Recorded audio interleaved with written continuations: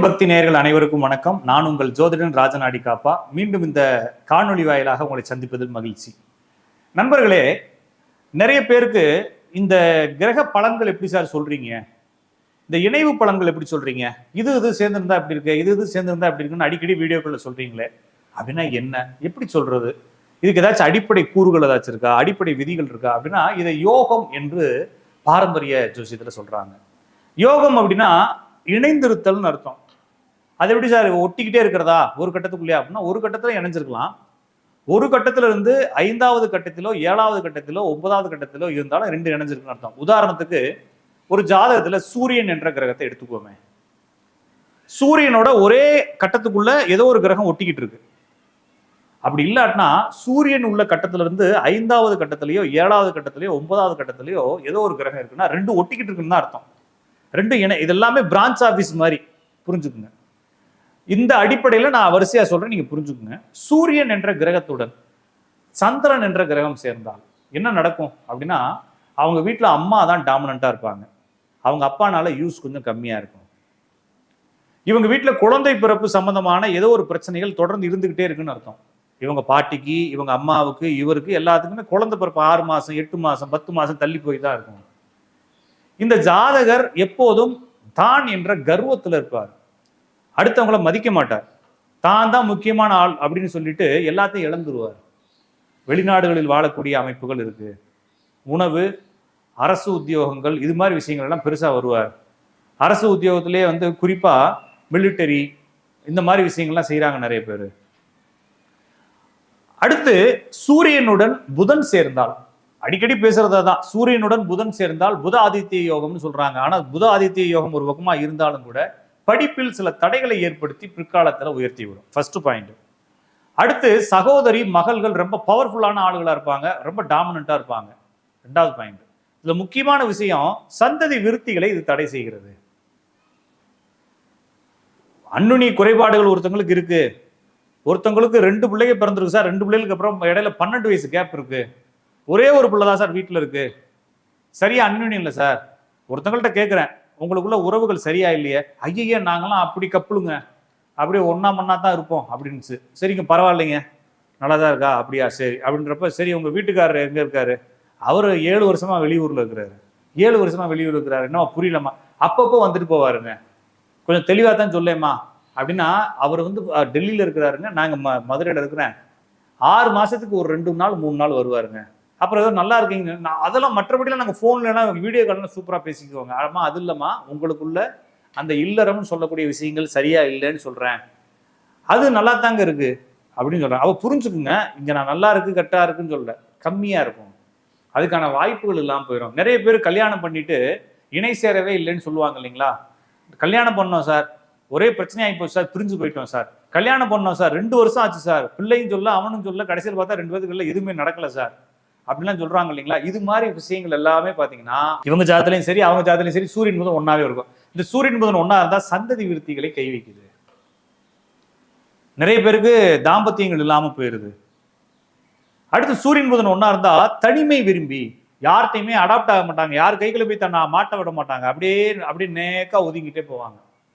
ஒரு ஜாதகத்தில் சூரியனும் சுக்கிரனும் ஒன்றாக இணைந்திருந்தால் அவங்க அப்பா ரொம்ப ஒரு புகழை விரும்பக்கூடிய நபரா இருப்பார். ஜாதகரும் எப்பயுமே தொழில் சிந்தனையாக சம்பாதிக்கணுன்ற வெறித்தனமான ஒரு சிந்தனையிலேயே ஓடிக்கிட்டு இருப்பார். இவருக்கு கொஞ்சம் யூரினரி ட்ராக்கு, அப்புறம் அந்த சிற்றின்ப வேட்கை வழியாக வரக்கூடிய தொற்றுகள் இதெல்லாம் வர்றதுக்கு வாய்ப்பு இருக்கு. அடுத்த ஒரு ஜாதகத்துல சூரியனும் செவ்வாயும் சேர்ந்திருந்தால் ஏதாவது ஒரு வழக்குகள்ல போய் மாட்டிக்கிறாங்க. சின்ன சின்ன பிரச்சனைகளுக்கெல்லாம் ஸ்டேஷன் போறவங்கலாம் பார்த்தீங்கன்னா இந்த சூரியன் செவ்வாய்க்காரங்களாம். அடிக்கடி கால்சியம், ஜாயிண்ட் பெயின், நரம்பு மண்டலங்கள்ல பிரச்சனை, கண்ணு பிரச்சனை, இதெல்லாமே சூரியன் செவ்வாய் இணைவாக வருது. அப்பாவை ஏதாச்சும் ஒரு ஹார்ட் சம்பந்தமான நோயினால் பாதிக்கப்படுறாரு. அடுத்து சூரியனும் குருவும் இணைந்திருந்தால், சூரியன் குரு இணைந்திருந்தால் மஞ்சள் காமாலை அல்லது மாரடைப்பு தொடர்பான விஷயங்கள் குடும்பத்தில் கண்டிப்பாக யாருக்காச்சும் வந்துடுது. இந்த மாதிரி சூரியன் குரு இணைஞ்சிருக்கிறத பார்த்தீங்கன்னா கண்டிப்பா வீட்டில் எல்லாருமே ஹார்ட் சம்பந்தமான விஷயத்துல கொஞ்சம் அவேர்னஸா இருங்க. ப்ரெஷர், சுகர்லாம் கண்ட்ரோல்ல வச்சுக்கோங்க. சூரியன் குரு இணைந்திருந்தால் ஜாதகர் பவர்ஃபுல்லான இடத்துக்கு வரணும்னே நோக்கி ஓடிட்டே இருப்பார். தன்னுடைய பவரை, தன்னுடைய கௌரவத்தை பெரிய அளவில் தூக்கி நிறுத்தணும்னு யோசிப்பார். எதெடுத்தாலும் சக்சஸ் பண்ணுவார், சக்சஸ் பண்ணணும் நோக்கி ஓடுவார், சொந்த தொழில பெருசாகணும், நம்மளுடைய இண்டிவிஜுவாலிட்டி தனித்துவத்தை பெருசா காட்டணும் அப்படின்னு சொல்லி போராடிக்கிட்டே இருப்பார். அடுத்து சூரியனும் சனியுமே வந்து இதே பவர்ஃபுல்லா காட்டுறது, ஆனா கோவிச்சுக்கிறது. இப்ப சூரியனும் குருவும் சேர்ந்துருந்துச்சு அப்படின்னா பவர்ஃபுல்லா காட்டுறதுக்கு சிரிச்சு சிரிச்சு பேசி அந்த இடத்த போய் ஏறி நிற்பாங்க. இந்த சூரியனும் சனியும் சேர்ந்துருந்துச்சுன்னா அங்க போய் அந்த இடத்துக்கு எதிர்பார்ப்பாங்க, கிடைக்காதுன்னா அந்த இடத்த விட்டு வெளியே போயிடுவாங்க. அடிக்கடி வேலையை விட்டு ஓடுறதெல்லாம் பாத்தீங்கன்னா இந்த சூரியன் சனி தான். இந்த சூரியன் சனி என்பது மரபு ரீதியான நோய்களை கொண்டது. நிறைய பேருக்கு இந்த கேன்சர், டிபி, ஆஸ்துமா, வீசி இந்த மாதிரி பிரச்சனைலாம் இருக்குல்ல, அதெல்லாம் பாத்தீங்கன்னா சூரியன் சனி இணைவு இருக்கும். சூரியன் சனி இணைவு வந்து மரபு ரீதியான மன அழுத்தங்களை கொடுக்கக்கூடிய இணைவு. அப்ப அடுத்து சூரியனும் ராகு கேதுவும் சேர்ந்தால் குழந்தை பிறப்பு தாமதம், சந்ததி விருத்தி தடைகள், அப்பாவோட கான்ட்ரவர்சி, அப்பாவையோ பிள்ளையோ பிரிந்து வாழக்கூடிய நிலைகள், இதெல்லாம் நடக்கும். இப்போ வந்து இதெல்லாமே சூரியனுடைய பண்புகள். இது போலவே சந்திரனுக்கு பார்க்கலாம். அப்ப சந்திரன் என்ற கிரகம் நின்ற ராசியிலிருந்து 1, 5, 7, 9 ஏதாவது ஒரு கிரகம் இருந்தால் ரெண்டும் இணைஞ்சிருக்குன்னு அர்த்தம். அப்ப சூரியன் சந்திரன் ஏற்கனவே பார்த்தது தான். இப்ப நம்ம பார்க்கக்கூடியது சந்திரனும் புதனும் பார்ப்போம். ஒருத்தவங்களுடைய குடும்பத்துக்குள்ள வினோதமான நோய் வரும் சார். இப்போ போறோம், ஒரு பிளட் செக்அப் பண்றோம். சும்மா என் ஃப்ரெண்டுக்கு பிளட் கொடுக்க போனேன். பிளட் செக் பண்றப்ப, சார் பிளட்ல ஏதோ தப்பா இருக்கு சார், ஏதோ கொலஸ்ட்ராலோ சுகரோ இருக்கு சார். சார் எனக்கு 26 வயசு தான் சார் ஆகுது. இல்லை சார் இருக்கு அப்படின்னு சொல்லி திருப்பி செக் பண்ணோம்னா வினோதமான நோய் ஒன்று உள்ள அலர்ஜிக்கு ஆகிட்டு இருக்கு, ஏதோ ஒன்று மிக்ஸ் ஆகிருக்கு, தொற்று ஆயிருக்கு அப்படின்னு சொல்லுவாங்க.